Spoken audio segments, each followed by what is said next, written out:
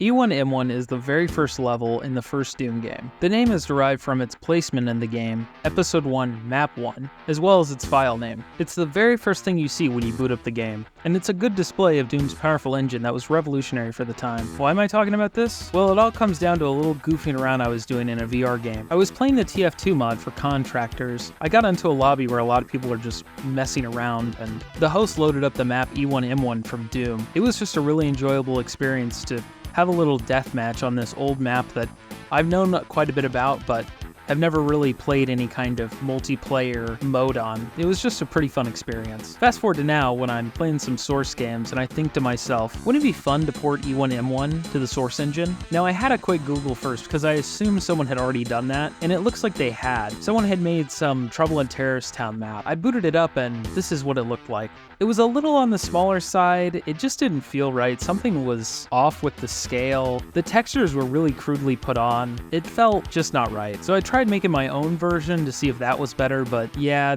it didn't go very well. I didn't really look at reference, and I probably could have taken my time, but I think I thought of a better solution to fix this problem. So I looked into decompiling the map files, so maybe I could get the world geometry for myself and fix some of the stuff. I found a program called BSP Source that allowed me to extract everything that was in the game. I made kind of a base structure for anything I wanted to do with this project, and this is kind of what it looks like. It looks like E1M1. I feel like the scale is a lot more accurate. The outside area looks kind of funny with the Half-Life skybox. Overall, I was really happy how it turned out. I wasn't really sure where to go next, but I was really inspired by these Half-Life 1 versions of Construct and Flatgrass. I thought that was kind of a fun direction to take this map. So I got to work looking through Half-Life 1, taking some screenshots of textures that I thought would be good, basically just kind of trying to get a feel for what kind of textures were used on what kind of walls. Then I pretty much just started texturing. I found it kind of difficult to really get what vibe. I knew I wanted it to kind of be like the science areas in the beginning of the game, but you know, just kind of have that industrial feel that Half-Life 1 has. I found this texture replace tool in Hammer was really good. I could make one wall all one texture, and then if I wanted to change it later, I could just put in one texture that I actually liked. And here's what that looks like. I changed some things here or there. I made the outside just completely boxed in. I just tried to make it look more like a Half-Life map based on the screenshots that I had taken. I think it came out really well. The mixture of the Doom geometry with the Half-Life textures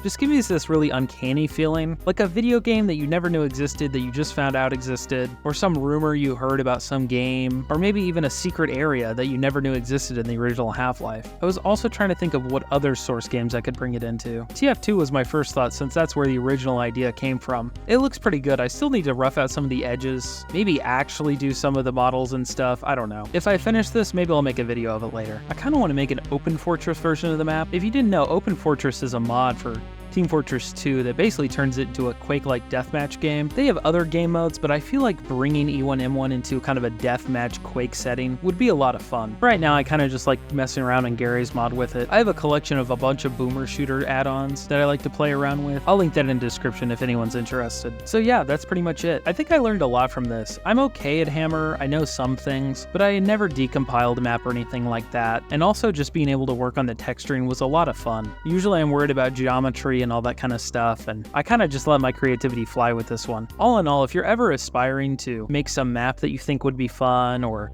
bring something to the Source engine, I would highly recommend it. The Source engine is such a useful tool. It has so many games connected to it. You can basically port anything over to anything you want. There's a lot of connectability, and I highly recommend anybody who is into game development or game creation get into the Source engine. I don't know when it's coming out, but Sandbox 2 or garry'smod 2, whatever it's called, is supposed to be releasing eventually, and I'm just so excited for how everything can just be combined together in that game. Source 2 is probably going to be the biggest thing since Source 1. Anyway, I think that's pretty much all I have to talk about today. I just wanted to do this little video talking about my adventures in Hammer and the Source engine. I hope you liked this video, and thanks for watching.